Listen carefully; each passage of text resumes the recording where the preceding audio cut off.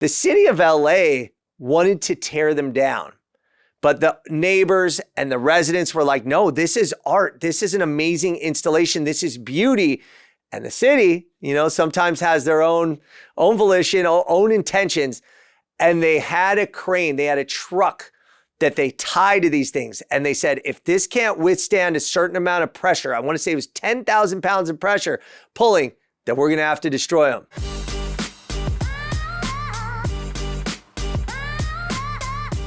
Yo, welcome to another episode of In a Minute with Evan Lovett, coming to you live from the I Am Studios in the heart of Los Angeles. And right on my heart right now, which you may see, is the LA in a Minute logo, the new rebranded LA in a Minute logo on this sweet hoodie. So if you want to support the show, if you want to support LA in a Minute, go to my page right now on Instagram. I got a merch link, or just go to merch.lainaminute.com.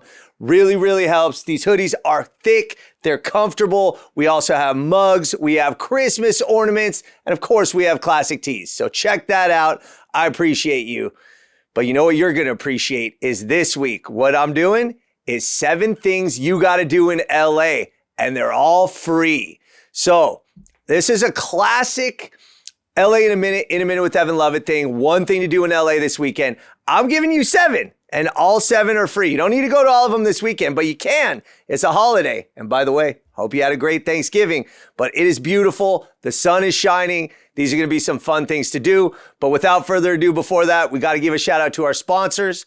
Arto Brick, number 1, my man Armin, running a factory down in Gardena, creating brick and tile that are beautiful, handcrafted, and historic. We're talking about the Olvera Street bricks, La Plaza de Cultura y Artes, Mariachi Plaza, and so much more. Support Arto Brick for your home, residential, commercial needs. Great guy, 3rd generation LA American dream story.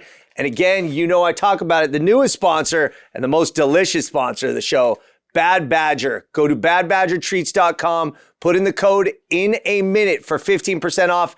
This is protein infused hot chocolate or chocolate milk if you like it cold. And true story, my son has a glass of this before bed every night. And you better believe I am having at least a couple sips of every glass, if not my own glass. Bad Badger Treats, protein infused and delicious. You want a way to get protein into your little one's diet? This is a great way. This stuff is awesome. Now, let's get into it, as they say. Where I just went last weekend, this is the first one, is the LaBonge Panorama. That is on top of Griffith Park, and it is the highest elevation of any place in Los Angeles in the city of Los Angeles with a 360-degree panorama. And it is beautiful. It was crisp last weekend after the rains. I could see down to San Pedro, the Vincent Thomas Bridge. You could see Catalina. You could see Long Beach, Century City, Santa Monica. And the valley views were incredible. 818 is my heart. We were looking at Glendale, Burbank. You could see Sherman Oaks. You could see the West Valley from up there. And it's a pretty decent hike. I got to admit, it's 2.4 miles up, 2.4 miles down. So it's a long round trip. Decently steep, but not treacherous. You could do it. There are kids. There were dogs up there. And perhaps most importantly, why is it called the LaBonge Panorama? Well, LaBonge is actually called Mr. Los Angeles. All right, check this out.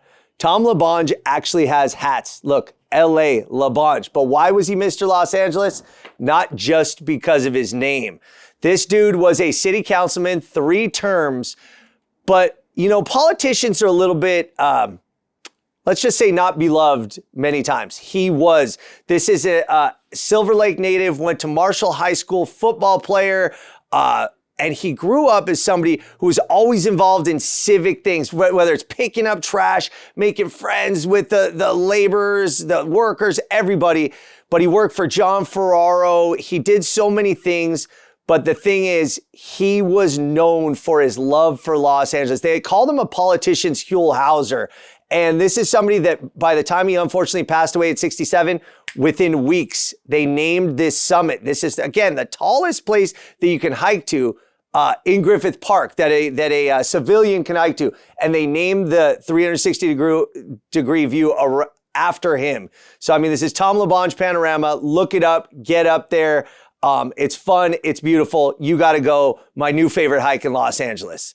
Number 2 thing to do this weekend. Now, this is going to be a little controversial in the sense that the residents absolutely do not want you going. So please use discretion when you go and visit Rancho San Antonio, aka the Gage Mansion, which is the oldest building in the city of Los Angeles. That's right. This goes back to the 1780s. I got to look this up. Make sure I got the names right. Francisco Salvador Lugo and Antonio Maria Lugo, the famous Lugo family of Los Angeles. They began constructing the adobe in the 1780s. By the 19th century, an attorney named Henry Gage from San Francisco ended up buying it, modernized it, left a little bit of the adobe structure, but basically turned it into a modern house. But Henry Gage also ended up being governor of California. So now you have the Lugos, or some founders of Los Angeles first century, selling the property over to somebody who would become the governor of California. And by the 20th century, it was a little bit decrepit, a little bit fallen out of condition.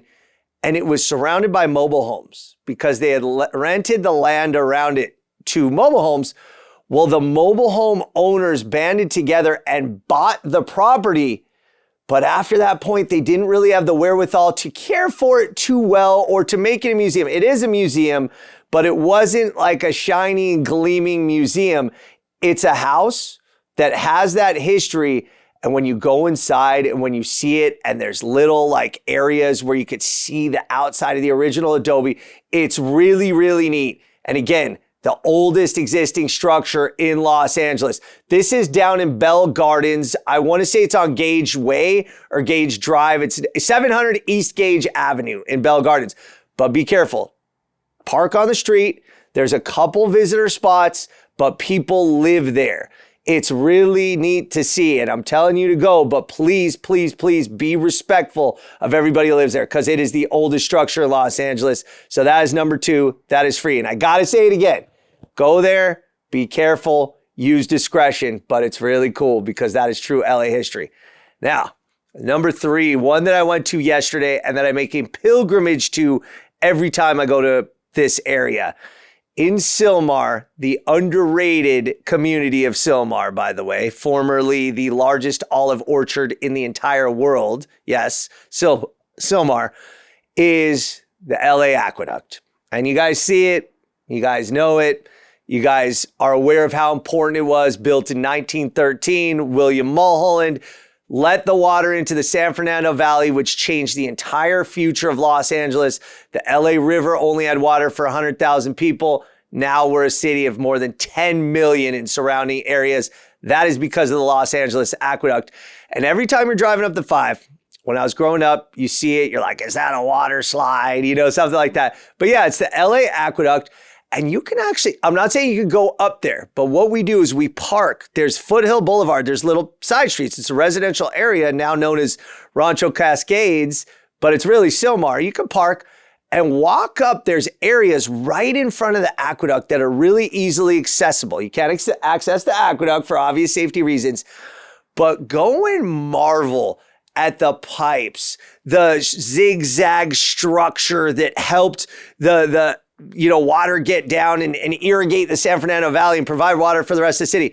But one thing I want you to notice, and this is something that I just noticed the last time I was there after being there dozens of times, you see the big pipes on the top of the mountain going over the mountain, right? And that's what we see on the freeway. And you're like, oh, there's Aqueduct and that's cool. And you tell your kids and they're like, I don't care, but they should care.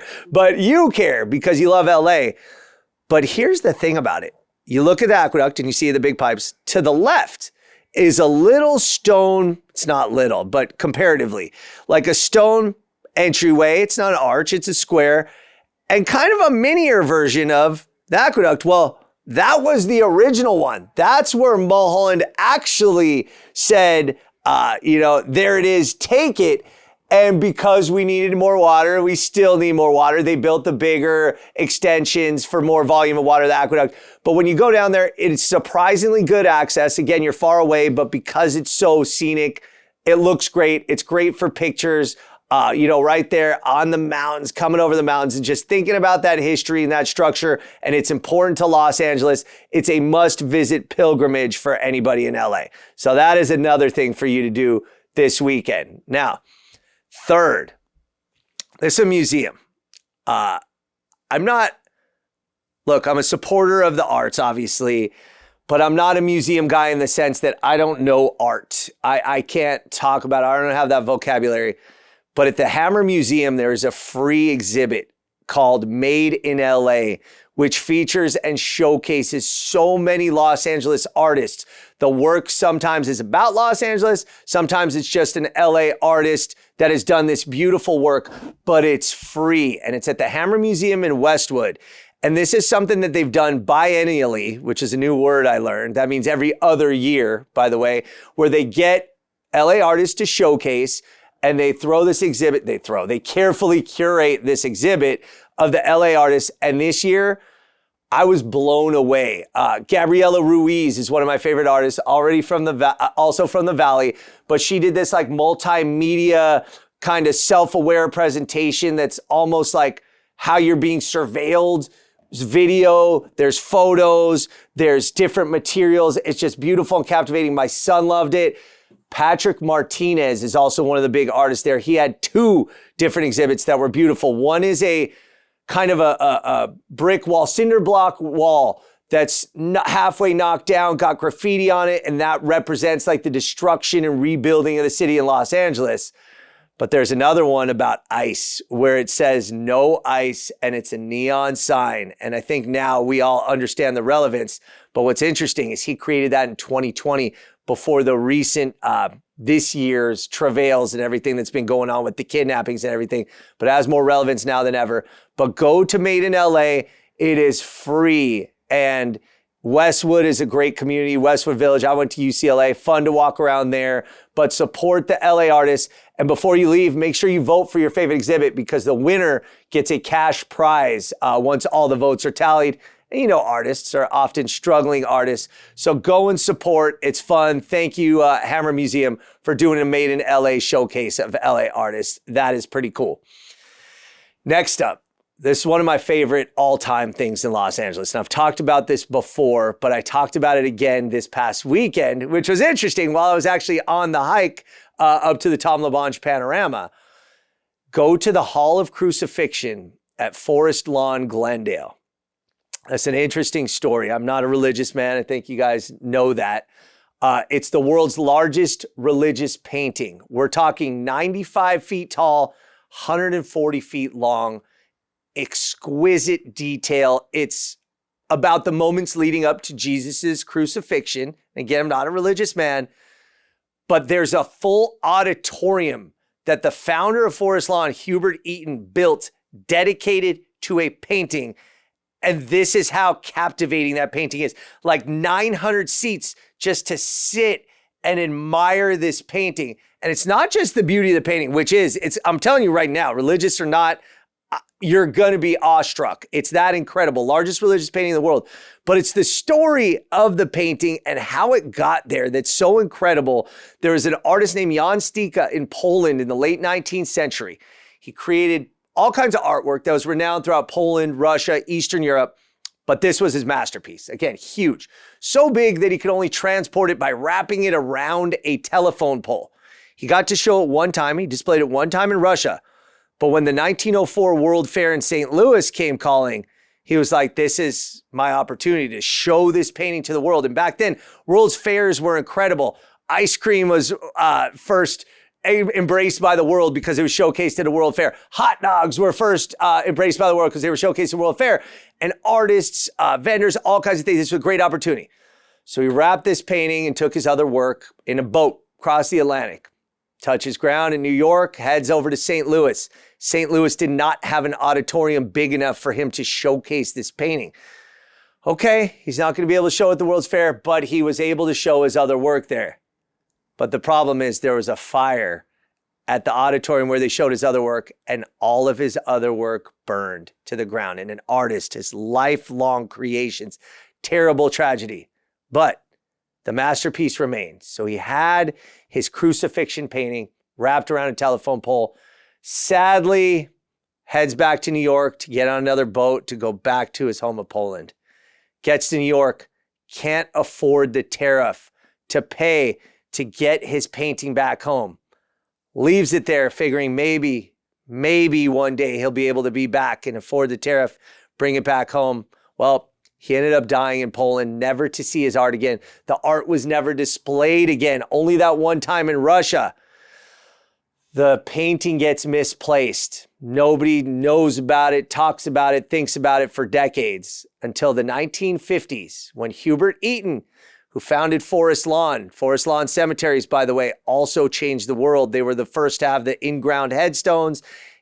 Forest Lawn Glendale is actually considered the world's first theme park. I'll talk about that in the future. It's kind of interesting to think of as a cemetery, but that's the truth. Episode upcoming of LA in a minute. But he discovers this painting in the basement of the Chicago Opera House, where it had been used intermittently as set decoration. Hubert Eaton, encyclopedic knowledge of art and of world history, recognized that this was that painting that was never displayed at the 1904 World Fair in St. Louis, pays for it, arranges to have it taken back to Glendale to Forest Lawn. And again, as I said, this was a theme park. If you've been to Forest Lawn, you understand there are different displays. He didn't want people to be mourning. You know, obviously you're going to mourn at a cemetery, but he wanted people to also celebrate. And he wanted it to be a memorial garden and all kinds of different displays. So he was so taken by this painting that he built the auditorium, 900 seats, beautiful. It's where it stands today on top of a hill. And it is absolutely inspirational and awe-inspiring. Go check that out. Again, it's free. And with a weekend like this, that it's so beautiful, the views, not 360 degrees, because that's the LaBonge Panorama, but you get great views of the valley and great views of Burbank and the eastern parts of the San Gabriels and things like that. So go check that out. That is your fourth thing to do in LA this weekend that's free. That was five. That is your fifth thing to do in LA this weekend that is free. Number 6, this one's a little bit, is forlorn the right word? This is one that is incredible because I always talk about San Pedro, by the way. And what I will always say is go to San Pedro any opportunity you have, whether it's San Pedro Fish Market, Korean Friendship Bell, Battleship, Iowa, Vincent Thomas Bridge, the Port of Los Angeles, Point Fermin, the ruins of the sunken city. So many good, fun things to do in San Pedro. But one of those things that I had never done was the memorial to the Japanese fishermen. And more importantly, it's a memorial to the Japanese city of Furukato, pardon my pronunciation. But this is important because there's an area of San Pedro called Terminal Island. It's a small man-made island that was so important during the development of Los Angeles when the port was becoming the port and shipping and fishing were huge. And there were a bunch of Croatian fishermen, Italian fishermen, and Japanese fishermen that made a living catching fish, selling fish, canning fish. San Pedro was actually the fish canning capital of the world during this period. And Star-Kissed tuna was actually based in San Pedro. But a big, huge community of Japanese folks started building homes and residing on Terminal Island. It was a city of 4,000 people called Furukato. And they had their, of course, community and stores and vendors. And you see these pictures. This is, the American dream happening. The immigrants come to Los Angeles, the American dream story. But then internment happens. And every Japanese person in Los Angeles was unfortunately forcibly removed, displaced, thrown into places like Manzanar and other concentration camps with very little notice. And they had to take whatever they could fit in their bags and on their back. And the rest of this city, this town, Furukato, was destroyed. And I mean bulldozed, demolished.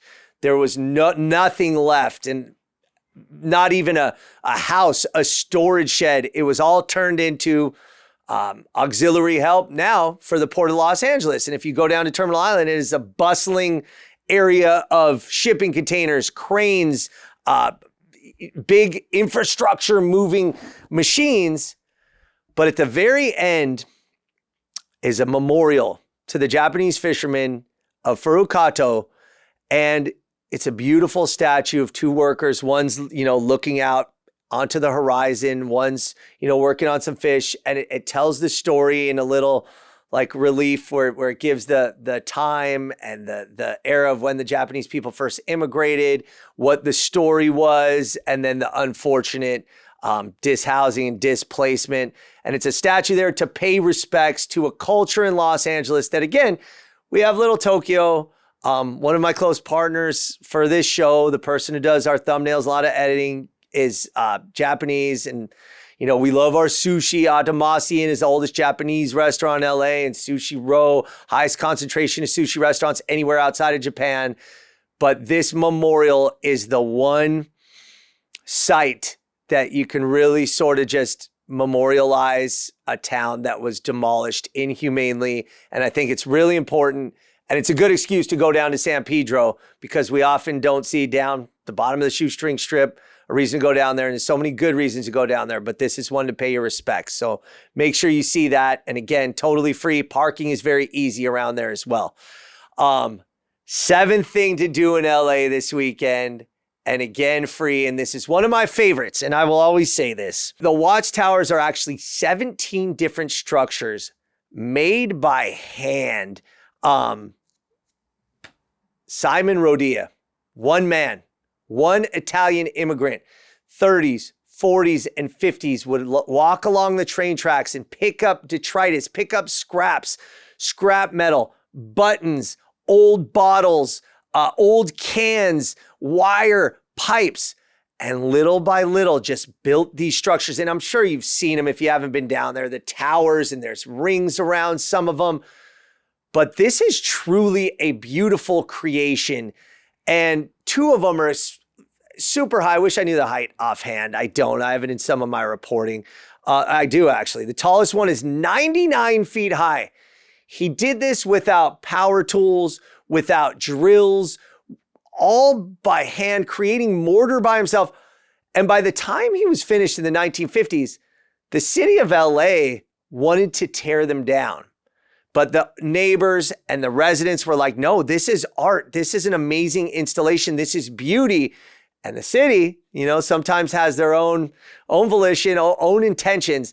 And they had a crane, they had a truck that they tied to these things. And they said, if this can't withstand a certain amount of pressure, I want to say it was 10,000 pounds of pressure pulling, then we're going to have to destroy them. Well, lo and behold, Simon Rodia's creations withstood the pulling of these cranes of these trucks, and the city let them be. But the thing is, Simon Rodia walked away. He went Northern California, spent the rest of his days, gave the property to a neighbor. He said, here, you take it. And now, fortunately, that neighbor ended up donating it to the city, where now it is part of the city of Los Angeles, and it's owned by the city. And it is a beautiful, one of the most beautiful art installations in the entire world, and a great reason to get down to a part of the city of Los Angeles that is often neglected by all of us, to be honest, and it should be celebrated. So those are 7 free things to do in LA this weekend. It's a beautiful city. Go explore all of it. Be a tourist in your own town. I think I hit something in most of the important areas, most of the areas of the city. So wherever you are, at least one of these is near you. And they're all a lot of fun. And I wish you a beautiful weekend. It's the holiday season. Hope you're recovering from all your turkey from Thanksgiving and getting working on that holiday Christmas list. Hanukkah, Kwanzaa, Christmas, whatever you celebrate, enjoy. And we're going to be back next week and every week. And thank you for supporting In a Minute with Evan Lovett. All right, LA, it's been a minute.